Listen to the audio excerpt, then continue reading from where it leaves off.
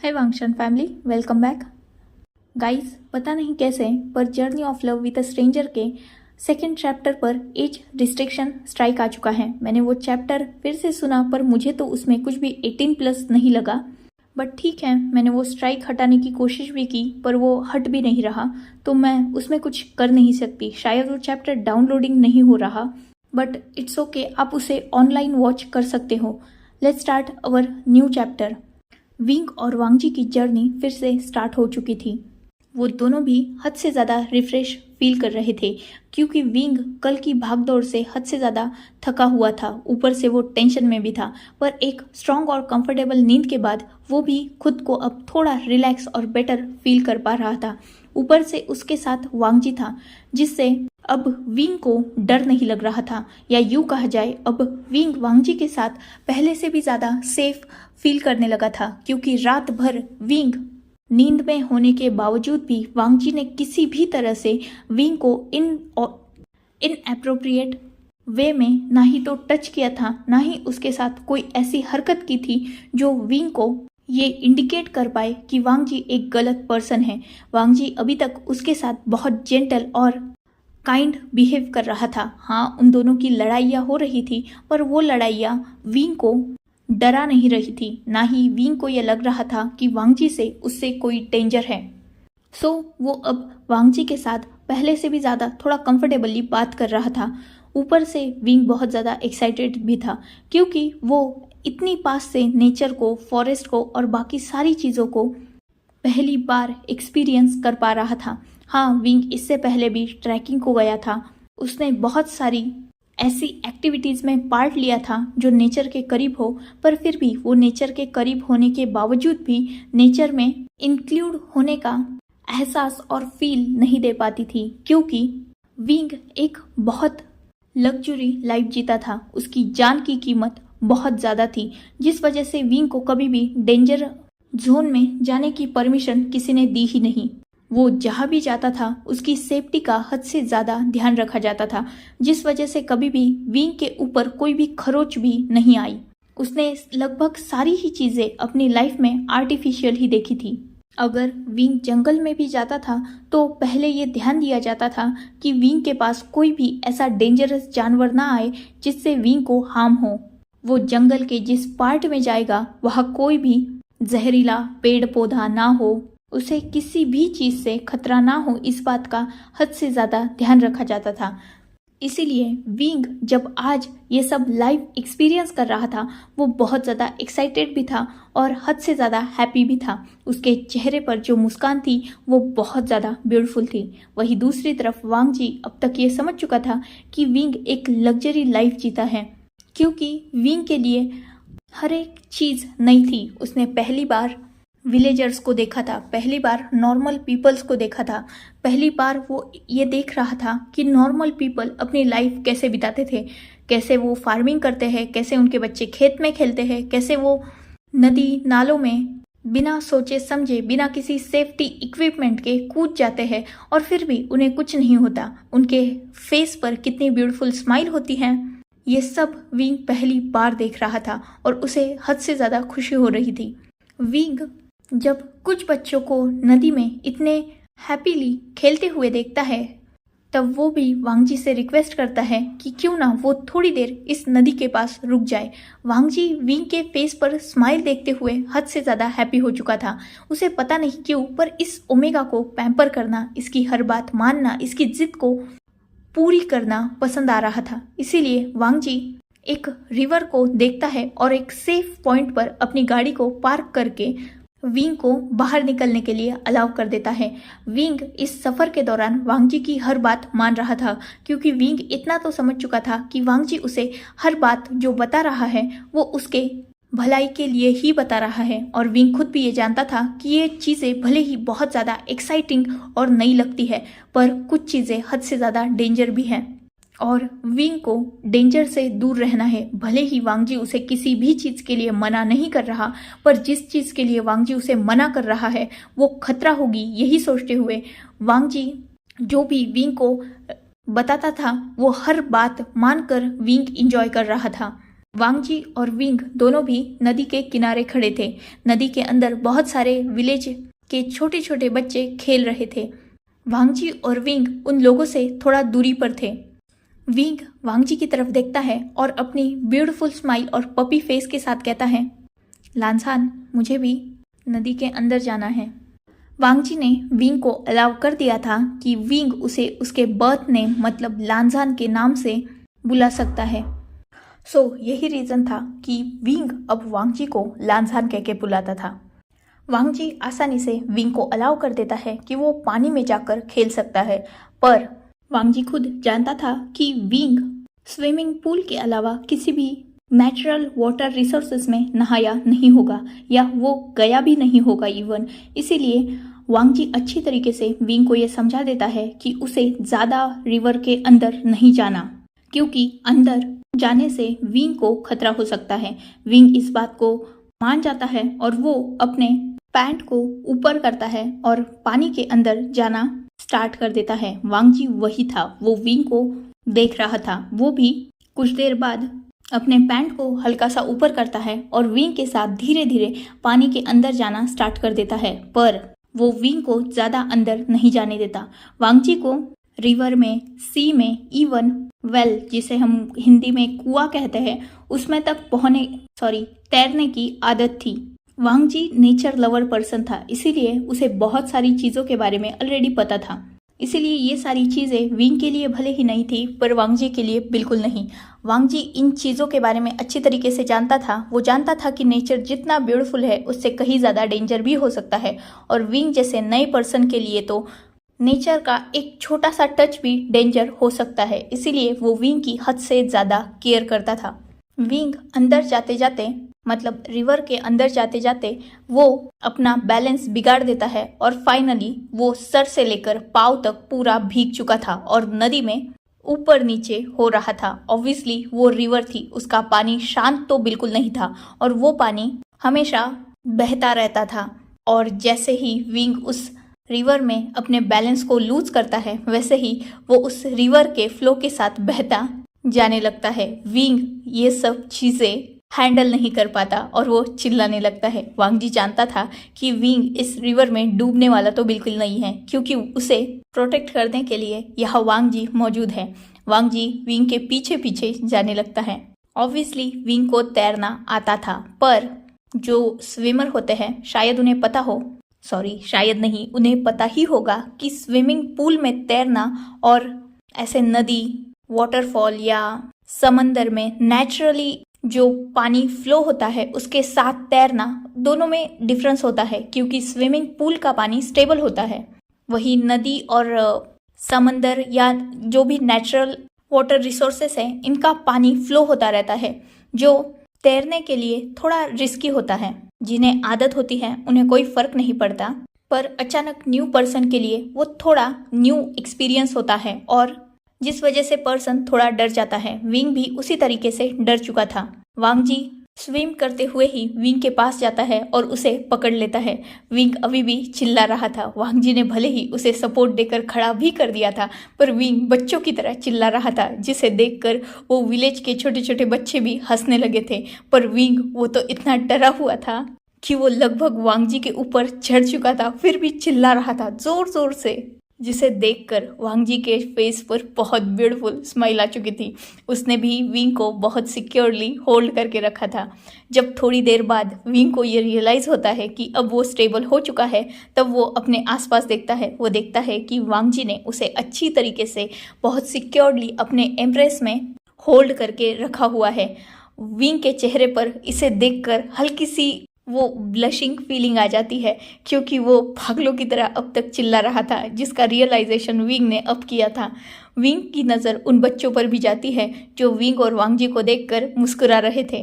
इससे विंग और भी ज़्यादा एम्बैरेस हो जाता है और वो वांगजी के नेक के पास अपनी फेस को हाइड करने लगता है। वांगजी के फेस पर इसे देखकर और भी बड़ी मुस्कान आ चुकी थी। वो विंग को अच्छी तरीके से कंफर्ट फील कराते हुए कहता है, डोंट वरी, तुम ठीक हो, इतने क्यों चिल्लाते हो।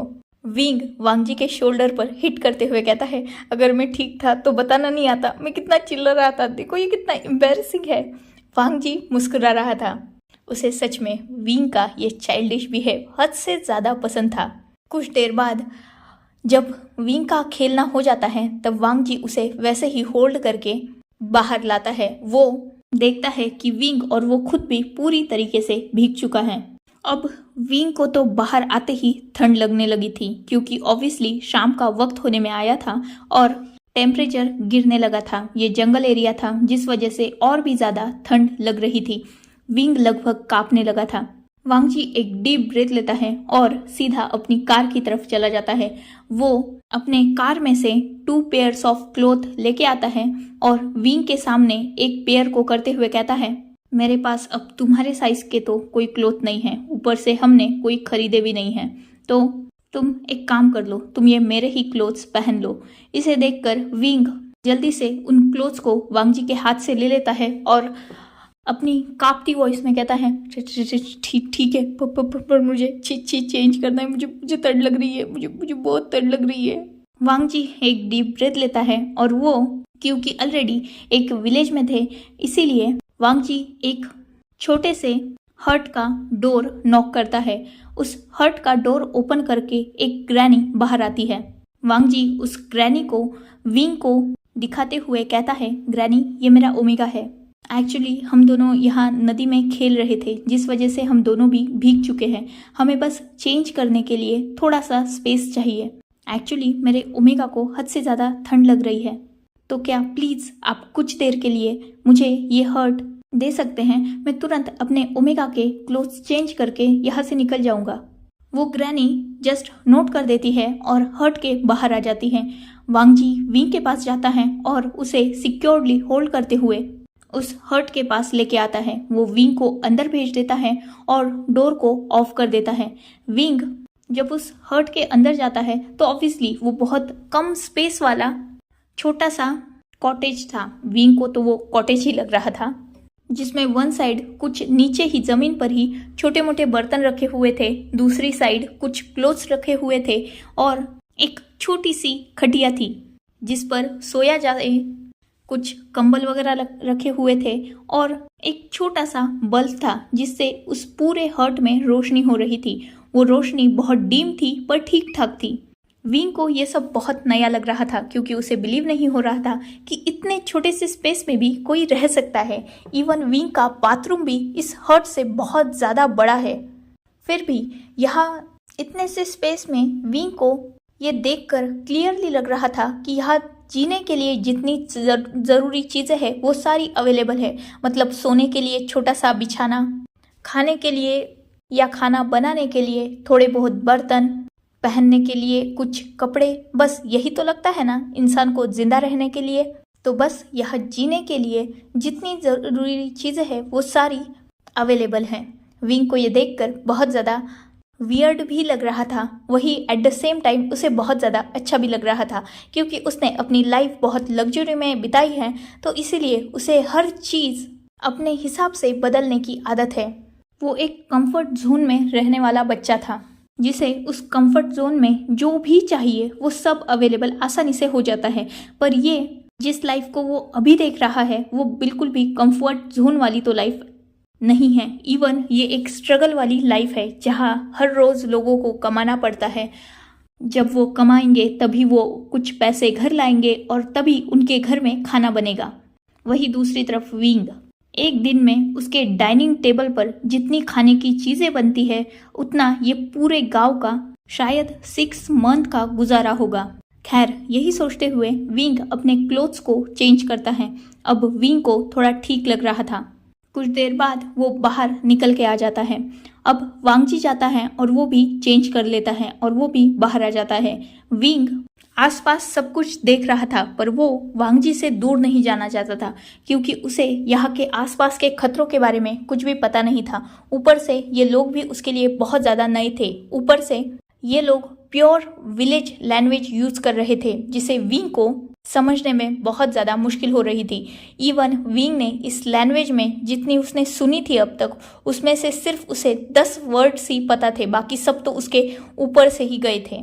मतलब यूँ कहा जाए तो विंग ये लोग जो बोल रहे हैं उसमें से सिर्फ 1% चीज़ भी शायद ही समझ पा रहा है। उसके आगे भी शायद लग रहा है। सो ये लाइफ विंग के लिए बहुत टफ थी। विंग अपने सोच में यही सोच रहा था कि ये लोग ऐसी ज़िंदगी जी कैसे लेते हैं, पर रियलिटी यही है, हर कोई लग्जरी लाइफ अफोर्ड नहीं कर सकता। कुछ लोग ऐसी ही लाइफ जीते हैं जिसमें अगर वो आज कमाएंगे तो ही उन्हें खाने को मिलेगा। खासकर पुअर पीपल और लोअर क्लास पीपल की तो यही लाइफ होती है। खैर, कुछ देर बाद वांगजी भी वहाँ आ चुका था। वो विंग को देखता है जो अभी उसी के क्लोथ्स में था। विंग के लिए वांगजी के क्लोथ्स हद से ज़्यादा बड़े थे, क्योंकि ऑब्वियसली वांगजी एक मस्कुलर और स्ट्रॉन्ग हेल्दी बॉडी कैरी करता था। वो एक स्ट्रॉन्ग अल्फा था, जिस वजह से विंग के ऊपर उसके क्लोथ्स ओवर साइज हो रहे थे। पर सच में ओवर साइज इन वांगजी के क्लोथ्स में भी विंग हद से ज़्यादा ब्यूटीफुल लग रहा था। विंग इधर उधर देख रहा था तब वांगजी उसके पास आता है और उसके शोल्डर पर हाथ रख देता है। वांगजी ने ये मूव इसीलिए उठाया था क्योंकि वो दोनों एक छोटे से विलेज में थे जहाँ बहुत सारे अल्फाज की नज़र विंग पर थी। वांगजी विंग को अपने फेरेमोन्स थ्रू सेंटेड कर रहा था, जिससे विंग के फेरेमोन्स कोई फील ना कर पाए। ऊपर से विंग ने तो ऑलरेडी ही वांगजी के ही क्लोथ्स पहने हुए थे, तो उनमें से ऑलरेडी वांगजी की फ्रेग्रेंस आ रही थी। पर फिर भी ये विंग की सिक्योरिटी के लिए सही था, इसीलिए वांगजी ऐसा कर रहा था। विंग भी वांगजी जैसा कर रहा था वैसा उसे करने दे रहा था, क्योंकि इन विलेजर्स की नज़रें विंग के लिए भी थोड़ी वियर्ड थी। कुछ ही देर बाद वो वहाँ से भी निकल चुके थे और फिर से उनका वो सफ़र स्टार्ट हो चुका था। नाइट हो चुकी थी और अभी लगभग 7 से 8 बजे थे, पर जंगल था इसीलिए यह 7 से 8 का वक्त भी हद से ज़्यादा डार्कनेस से भरा हुआ था। जंगल से फिर से अजीब अजीब सी आवाज़ें आना स्टार्ट हो चुकी थी। विंग को डर लग रहा था, पर वांगजी उसके साथ था तो उसे डर नहीं भी लग रहा था। फिर से वो बातें करते करते आगे बढ़ रहे थे। विंग कुछ देर बाद वांगजी से कहता है कि उसे भूख लगी है। वांगजी ऑलरेडी कुछ ढाबा होटल या कुछ ढूंढ ही रहा था। वो जानता था कि विंग थक चुका है और उसे भूख भी लगी होगी, पर उसे अभी यहाँ खाने के लिए कुछ मिलेगा ऐसा लग नहीं रहा था। फिर भी वो भी आसपास सर्च कर ही रहा था। कुछ दूरी पे जाते हुए वांगजी को एक छोटा सा ढाबा टाइप कुछ दिखाई देता है।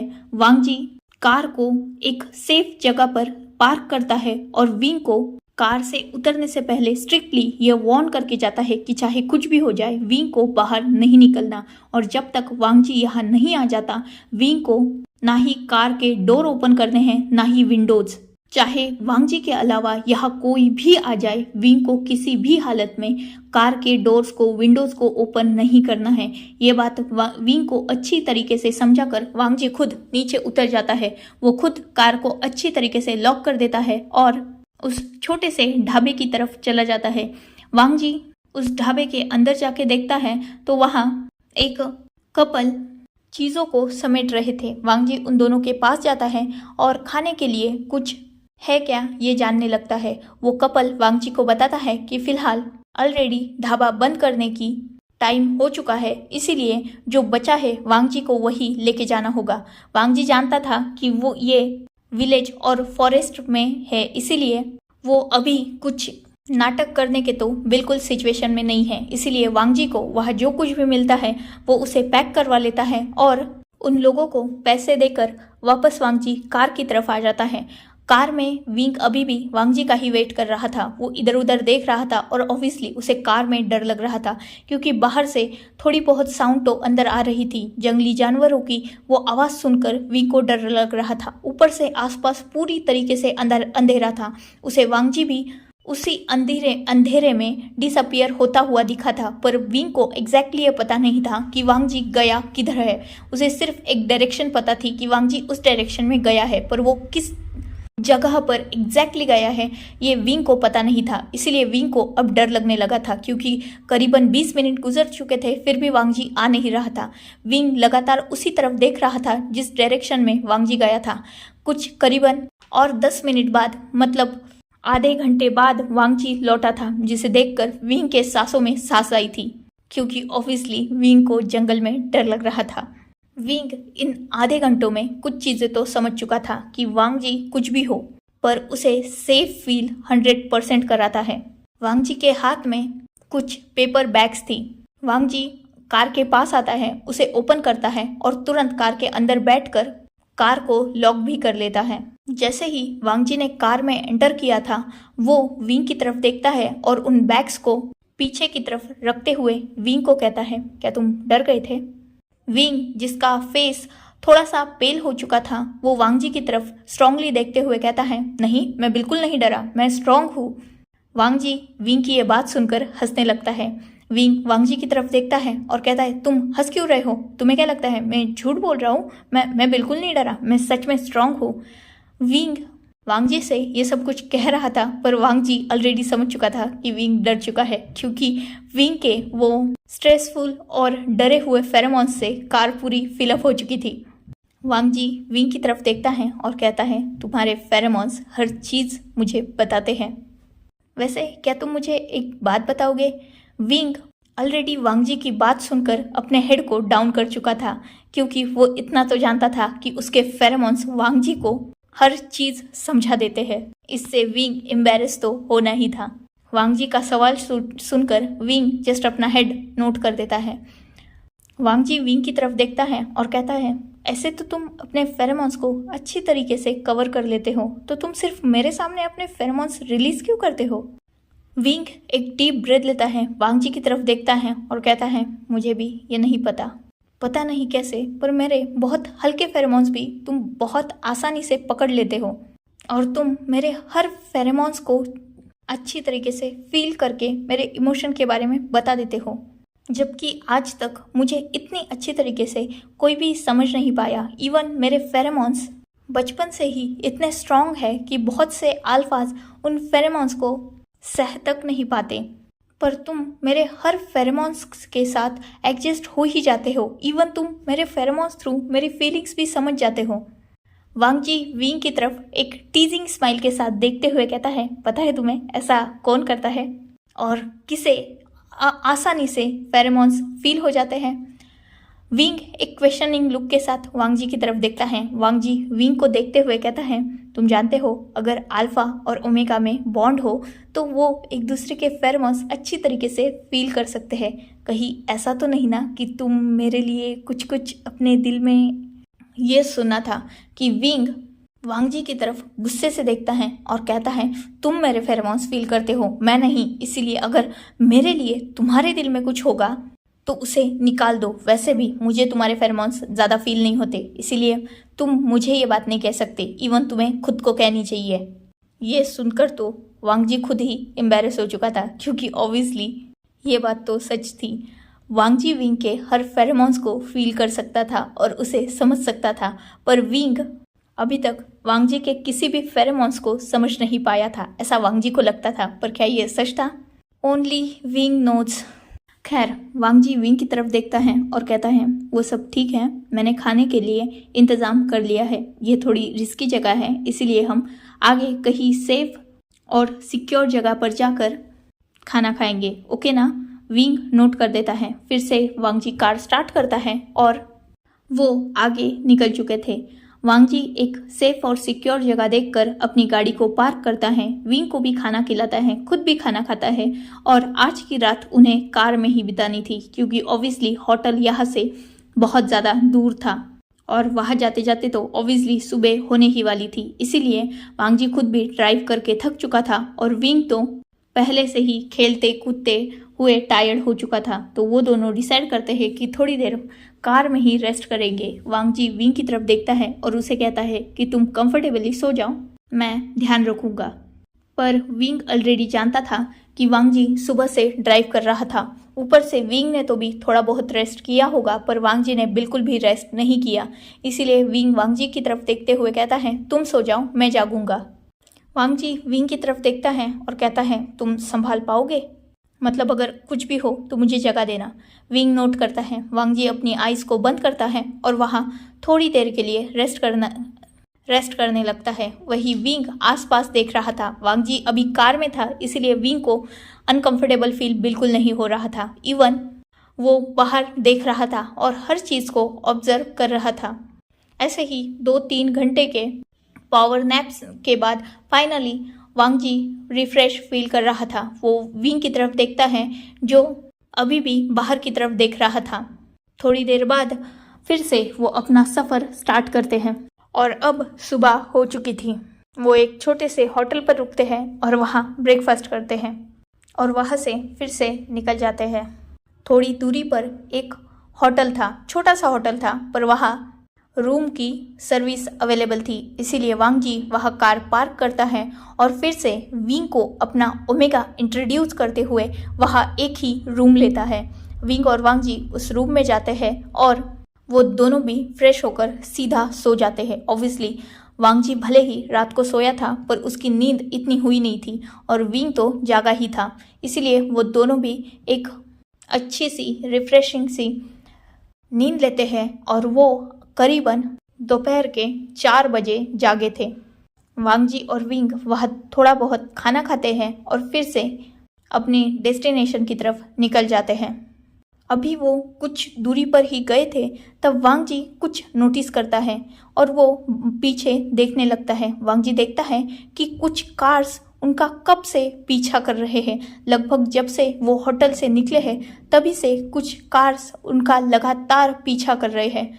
विंग उसका इन चीज़ों पर अभी तक ध्यान नहीं था। वांग जी ये समझ चुका था कि विंग का अभी इन चीज़ों पर ध्यान नहीं है, इसीलिए वो कार की स्पीड को थोड़ा सा बढ़ा देता है और वो विंग का ध्यान भी डाइवर्ट करने लगता है अपनी बातों की तरफ, ताकि विंग का ध्यान पीछे जाए ही ना। पर वांग जी ये नोटिस तुरंत ही कर लेता है कि जैसे ही वांग जी ने अपनी कार की स्पीड बढ़ाई थी वैसे ही उन पिछले कार्स की स्पीड भी बढ़ चुकी है।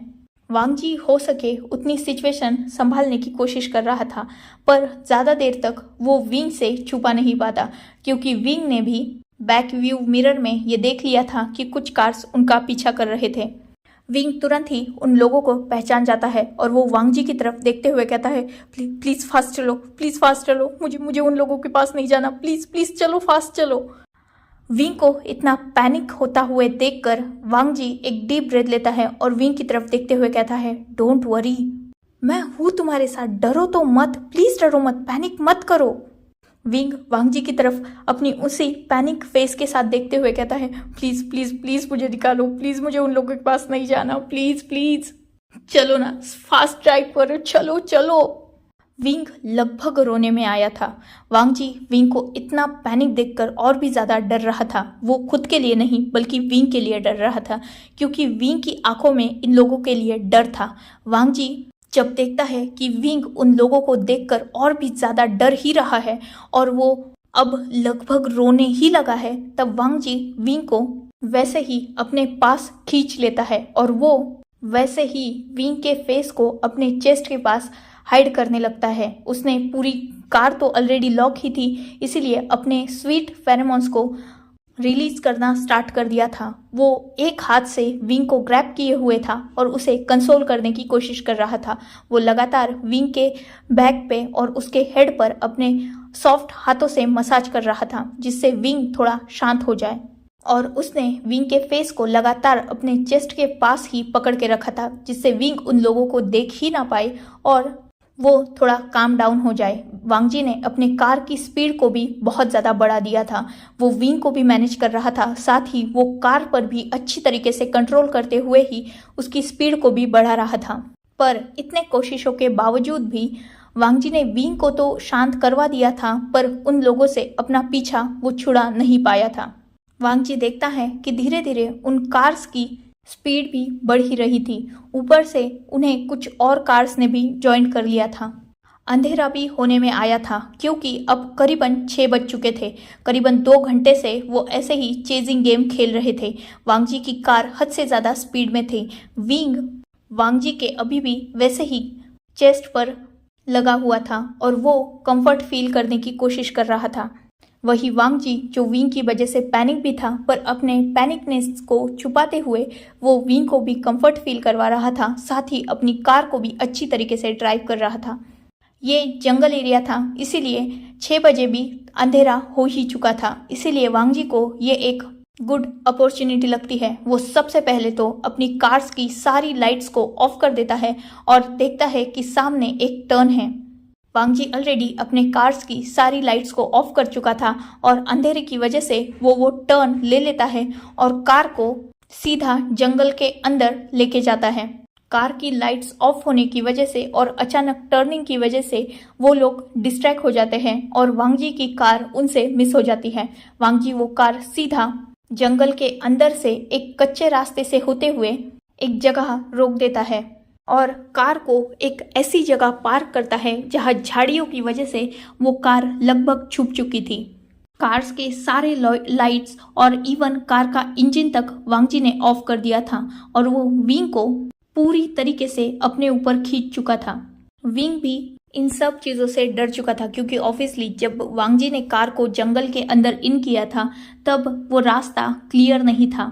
रास्ते में बहुत सारे पत्थर, पेड़ वगैरह कुछ और भी चीज़ें थी जिस वजह से वो कार ऊपर नीचे हो रही थी, जिससे विंग डर चुका था और उसने वांगजी को और भी टाइटली होल्ड करके रखा था। वांगजी ने जैसे ही कार को रोका था, विंग ने वांगजी को और भी टाइटली पकड़ लिया था और वांगजी ने तो सीधा विंग को अपने ऊपर ही खींच लिया था और अपने लैप पे उसे बिठा लिया था।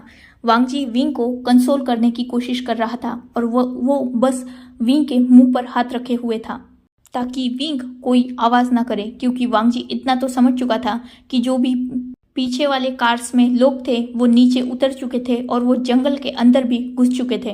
वो सब लोग विंग और वांगजी को ही ढूंढ रहे थे, पर थैंकफुली रात हो चुकी थी और जंगल के अंधेरे की वजह से विंग और वांगजी की कार अच्छी तरीके से कवर हो चुकी थी। ऊपर से वांगजी ने एक बहुत अच्छी जगह चुनी थी कार को पार्क करने के लिए, जिस वजह से वो कार किसी को भी नजर नहीं आ रही थी।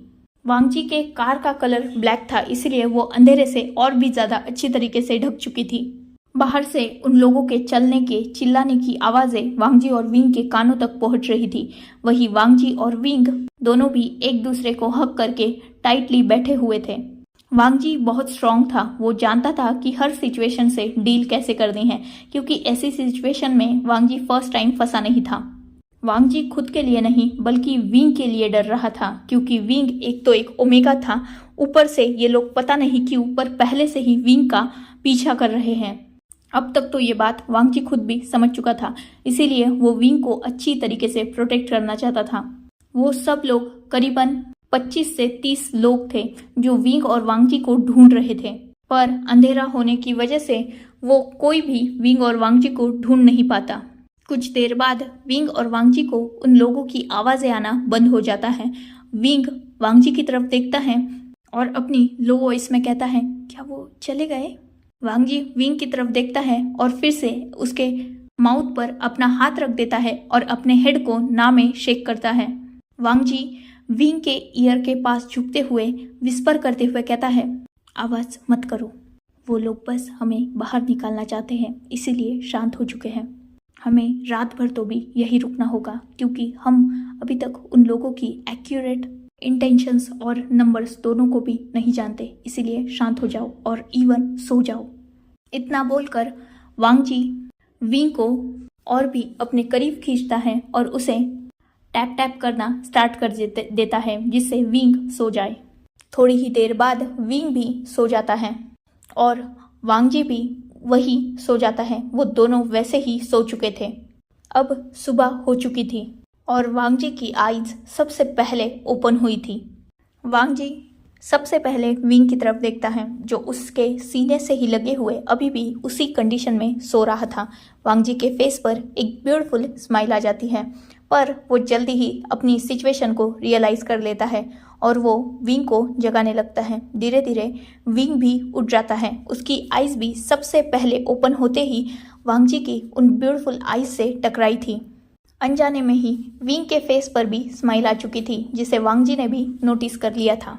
वांगजी विंग के तरफ अपनी स्माइली फेस के साथ देखते हुए कहता है, गुड मॉर्निंग। विंग भी अपनी प्यारी वॉइस में कहता है, गुड मॉर्निंग। वो अभी एक दूसरे की आंखों में देख ही रहे थे, तभी कुछ देर बाद विंग और वांगजी दोनों भी अपनी सिचुएशन रियलाइज करते हैं। एक्चुअली ऑलरेडी विंग वांगजी के लैप में बैठा हुआ था।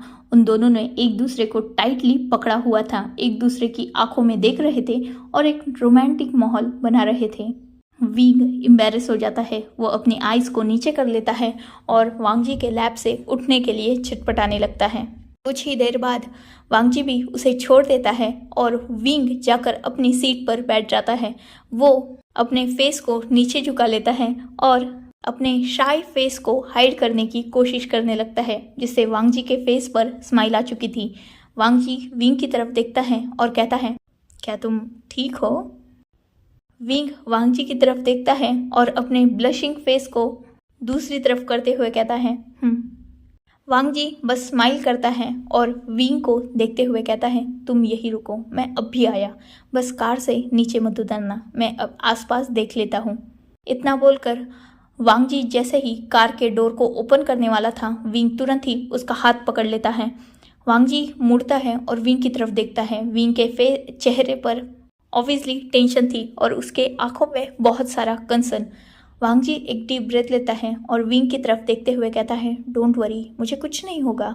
वांगजी अपने हेड को ना में शेक करता है। फिर भी विंग बहुत डरा हुआ था। कल जो हुआ था उससे, ऊपर से उन्होंने रात भी वैसे ही बिताई थी, इसीलिए विंग को अभी भी डर लग रहा था और वो वांगजी के साथ सेफ भी फील करता था। इसीलिए पता नहीं क्यों, पर अब विंग भी वांगजी को खोना नहीं चाहता था। उसे डर लग रहा था कि वो लोग उसके लिए कहीं वांगजी को कुछ ना कर दे, इसीलिए भी विंग वांगजी को जाने नहीं देना चाहता था। वांगजी विंग की तरफ देखता है, उसके हाथ पर अपना हाथ रखते हुए कहता है, डोंट वरी, मुझे कुछ नहीं होगा, मेरे लिए बिल्कुल डरो मत, मैं बस अभी आया, क्योंकि हम यहाँ ज़्यादा देर नहीं रह सकते। अगर उन लोगों ने हमें पकड़ लिया तो हम यहाँ लड़ भी नहीं सकते उनसे। विंग एक डीप ब्रेथ लेता है। वो वांगजी की सारी बातें समझ सकता था, इसीलिए वो ना चाहते हुए भी वांगजी के हाथ को छोड़ देता है। वांगजी कार से नीचे उतरता है और अपने आसपास देखने लगता है। वांगजी देखता है कि उस जंगल के बहुत सारे छोटे छोटे पेड़ टूटे हुए हैं। वो समझ जाता है कि यहाँ कम से कम 10 से ज़्यादा ही लोग आए हुए होंगे, पर वांगजी ये भी अच्छी तरीके से नोटिस कर लेता है कि अब उन लोगों का यहाँ होने का कोई भी नामो निशान नहीं है। इसीलिए वांगजी फिर से अपनी कार की तरफ जाता है और वो अपने कार को धीरे धीरे बाहर निकालता है।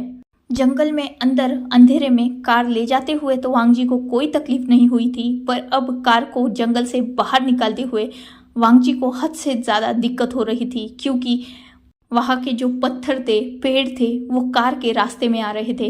वांगजी को समझ में नहीं आ रहा था कि कैसे उसने अंधेरे में रात को कार जंगल के इतने अंदर घुसा ली और अब ये निकल क्यों नहीं रही। फिर भी वांगजी एक वेल ट्रेन ड्राइवर था, इसीलिए वो कैसे तो भी करके कार को बाहर निकालता है और फिर से वो मेन रोड पर आ जाते हैं। फिर से वो अपना सफ़र स्टार्ट करते हैं, पर अब उन दोनों के भी चेहरे पर कल जैसी एक्साइटमेंट नहीं थी। विंग तो हद से ज़्यादा डरा हुआ था, उसका पूरा चेहरा पेल पड़ा हुआ था। वांगजी विंग की तरफ देखता है और एक डीप ब्रेथ लेते हुए लॉन्ग साइलेंस के बाद कहता है, विंग क्या हुआ है? आखिर तुम अब मुझे बता सकते हो क्यों वो लोग तुम्हारे पीछे पड़े हैं? विंग वांगजी की तरफ देखता है, पर अभी भी वो शांत था। So, enough for today. Let's take a break. Next chapter in next video. If you like my explanation, like, comment and subscribe my channel. Hopefully you all are enjoying this journey. Goodbye. Take care. Enjoy your beautiful life.